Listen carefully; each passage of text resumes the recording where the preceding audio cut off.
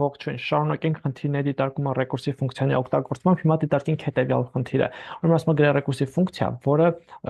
արդյունք արգումենտում ստանում է list, ուրեմն այդ list-ը բաղկացած է տար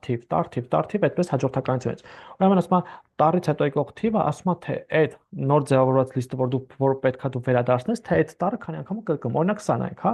A12 նշանակում է, ես պետք է մի հատ նոր list ձևավորեմ, որ 12 հատ A ունի իր մեջ։ Հետո գայս է B4, այսինքն 4 հատ B, ու այս ամենը մի հատ նոր list է, որով պետք է ես վերադարձնեմ։ Դե ինչ ասենք խնդրի իրականացմանը։ Ուրեմն def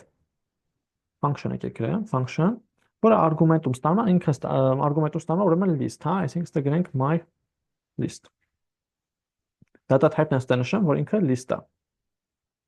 Այսինքն վերադարձվող արժեքը էլի list-ա լինելու։ Ընտիր։ Հիմա այդ list-ի հետ կապվում ենք հետևյալ աշխատանք։ Եթե իմ list-ը, if my list-ը դատարկ է, հավասար է դատարկի, ապա այդ դեպքում return եմ անում դատարկ բան, դատարկ list։ Ոչ իմ return անում դատարկ list, ինքը դատարկով հետ կգնա։ Հակառակ դեպքում, ուրեմն հակառակ դեպքում նշանակում list-ը տար ունի։ Այդ դեպքում ոնց եմ վարվում։ Ուրեմն վարվում եմ հետևյալ կերպ, վերցնում եմ առաջին զույգում, սկսում եմ այդ արտադրյալը հաշվել, այսինքն return եմ անում։ Ուրեմն my list-ի 0-րդ տարը, որը string է, բազմապատկած է արժեքը, տեսեք սա որպես list եմ ես ներկայացնում այդ տարը։ Այդ արժեքը բազմապատկած my list-ի 1-ով, որը թիվ է։ Սա գումարած հիշենք, որ list-երը կոնկատենացնում ենք, կպսում ենք իրար, գումարած, էլի մեր ֆունկցիան եմ կանչում ֆունկցիան, բայց իրան արգումենտում արդեն փոխանցում եմ my list-ը,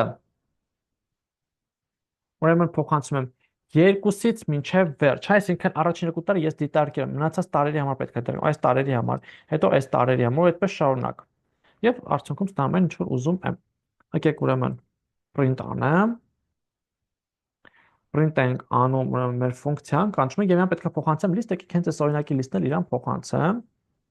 Սա մի հատ ռուսական գիրք է, այս այնտեղից եմ իրականում այս խնդիրները դուրս բերում, բավական հետաքրքիր խնդիրներ կան։ Այսպես ուրեմն աշխատացնենք եւ տեսեք ոնց որ տվեց այն արդյունքը, որը որ մենք ուզում ենք ստանալ։ Իհարկե այս լիստի արժեքը կարող որ ծրագրի աշխատանքի ընթացքում դու դա փոխանցես, ասա ուղղակի օրինակա, որ հստակ այդ օրինակի վրա դուք այդ արդյունքը տեսնեք։ Արդեն ներմուծումը դա ձեզնից է կախված, դուք կարող եք հանգիստ իրականացնել։ Վերջ ընկերներ, այսքան այս խնդրի հետ կապված, եթե հարցեր կունենաք մեկնաբանության դաշտում, գրեք սիրով պատրաստ եմ պատասխանել բոլոր հարցերին, չմոռանաք բաժանորդագրվել YouTube-յան ալիքին, տարածել վիդեո կուրսերը, որպեսզի կարողանանք ավելի շատ մարդկանց օգտակար լինել։ Լավ մնացեք, կհանդիպենք։